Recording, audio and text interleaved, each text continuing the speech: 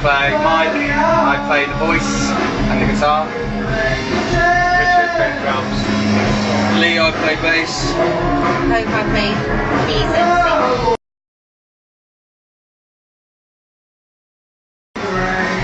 Technically, the sort of last end of one band went out and these guys came in. It all happened quite, I was going to say overnight, but I suppose it wasn't overnight. It was the history of the band. You know, we've only been going for about a year, so the history's quite short. You was together before, weren't you? Just about 2 years. Then you met me. Yeah. Mike. Yeah, it's quite random really. Just an old band was fizzling out and just had some gigs to finish. So got met these guys around and we do a gig and that turned into a full-time band, really. And what influences do each of you bring to the band? I bring the funk. I bring the funk. Yeah, I bring the Billy Go Gruff to the band.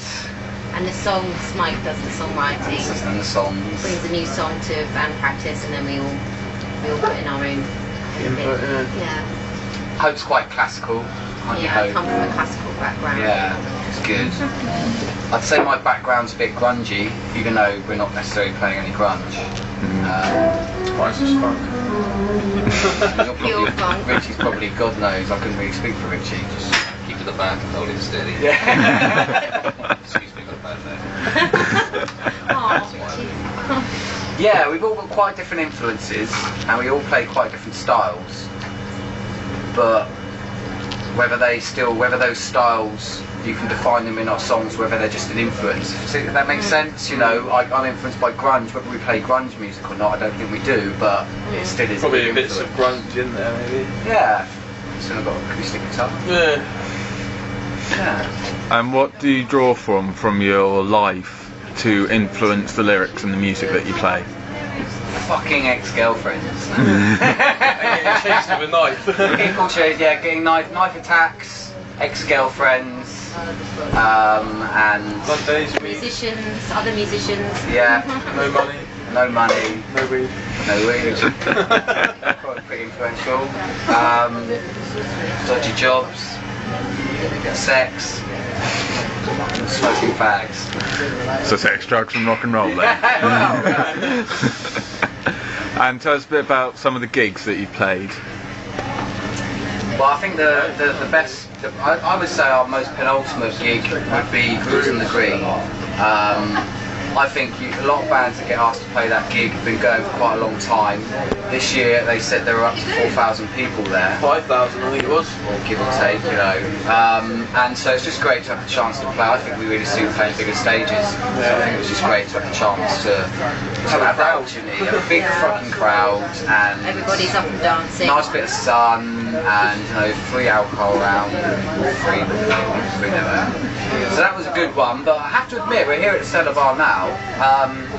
Even though that is one of my favourite gigs, Cruising the Green, for everything it stood for, I like playing here. I like playing in this dingy little corner with a bit of a sweaty, noisy vibe, like bringing out the grunge, you know. There's always a happy crowd in here, isn't there? Yeah, so we like playing the Cellar Bar, admittedly. Even if it was a little bit tight on stage. Yeah. But we're yet to leave town really in terms of gigs as this sort of band, as this unit.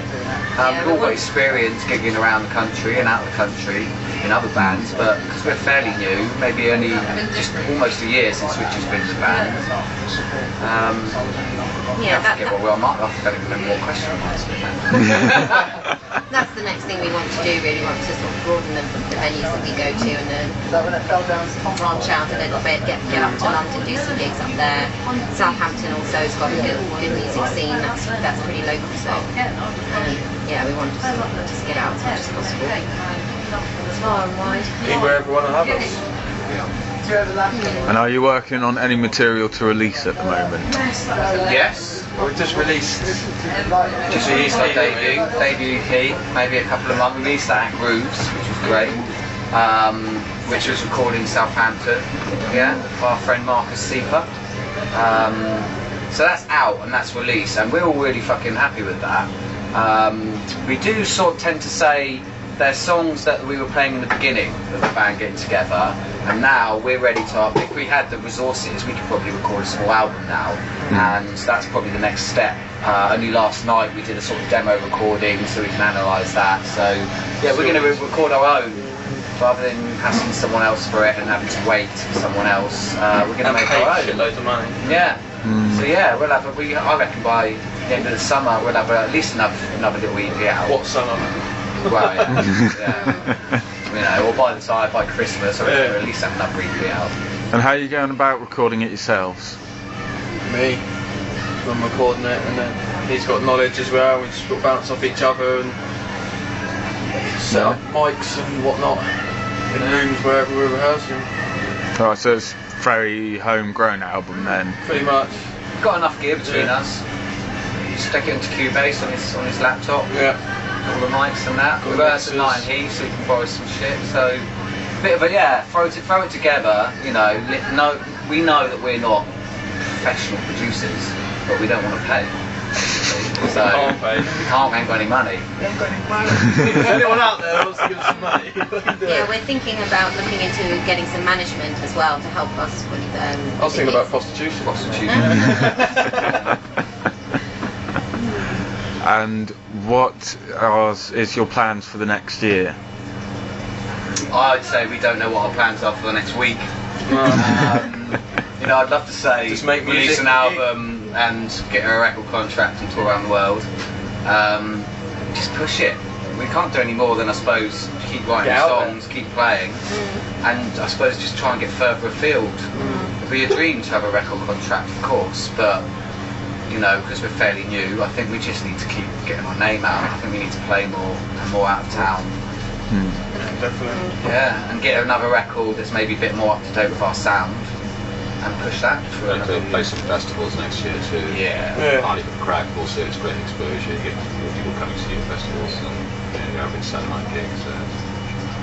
Usually very absorbing in the crowd as well. So it's good. Yeah, the bigger audiences we get, the more we're likely we are to increase our fan base, which will put us in a better position to get a record deal.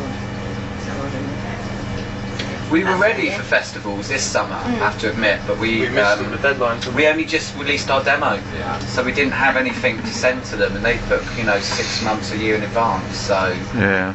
so festivals, is a big one, I think. Because for me, even if you don't end up getting the dream record contract, the experience together, going away and slumming it in a band, I think does something for the unity of the band. Which festivals would you like to play? Never Glastonbury, no, rather average festival, no. Just like Boston Community Fair and things like that. One day. Well, We're there tomorrow, so. No, I mean Glastonbury's the one, isn't it? Really? Yeah, pretty much. Oh, we played Glastonbury, admittedly.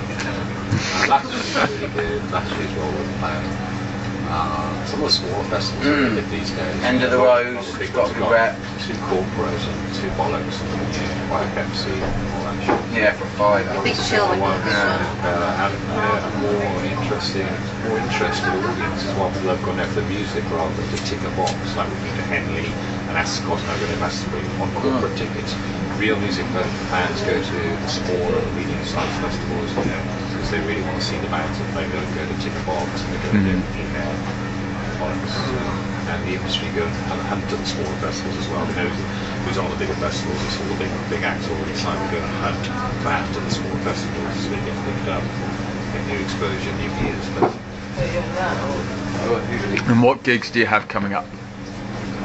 Boston Community Fair tomorrow. Yeah, that might be the highlight of the year now. I think we're in a bit of a. We did some good gigs over the summer. We just released a record, but that's something we want to release another one. I think we're still in a bit of a. Concentrate on recording. Yeah, let's get another record out that we feel represents what we sound like now. We've got some songs that are ready to record now, and at the same time we're also constantly working on new songs. We've got new material to work on, so that's what we do every week when we get together. Management would be wicked. Yeah, that would be. Yeah. Because none of us really has the time or all the application, Now it's better having a third person because they have an objective view. You know, you can get bogged down with the politics here inside the band, whereas a strong manager will come and say, no, we're going to do it like this, and get some kind of consensus, meet with others or whatever, move forward like that. You know, so they make decisions within the band, really, and you don't need that kind of politics in the band. You just work at the music, and you start playing, we do what we do, so it starts to get tight, tense, you know, need someone else to. Takes And up a try lot to of be time. consistent with it. That's what they do. We might be, Yeah. we have our sporadic moments, you know. We are working hard. We've all got full-time jobs, and we're all trying to be, you know, we're all about the music, you know. So yeah, I think that would make a big difference to us, because I think we've got something. I think we've got something, you know, that you know, to the right manager. I think, yeah, we could entice someone. Yeah, we always get positive feedback from everybody at every gig. Everyone enjoys it, and one thing that they say about us is that we're different, and they can't And tight. necessarily They say tight. pinpoint what it is, but that's something that everyone comes out with, isn't it? And I hope We that's can't what really gets us explain it noticed. ourselves either, can Yeah, we? people think we're different. I think we're different. I'm not saying we're completely original or not influenced by anything. We, of course, you can't not be, but I think we're different, and I hope that's what's going to get us noticed. Everything in music's recycled anyway. Well, you know. And where can people find out more about the general public? Obvious, we're on all the obvious, you know, MySpaces, Facebooks, Rhythm Nation, SoundCloud, we're on all the obvious ones of those. They get updated quite regularly. We'd love to have our own website, which is something that will come, I think, once we've got a few more songs and things. Yeah, so just check out the obvious online social networks. We've got our songs on Facebook as well, so you can go on there and have a listen to them directly from Facebook. Right, thank you very much. Cool. Thank you. Thank you. Great.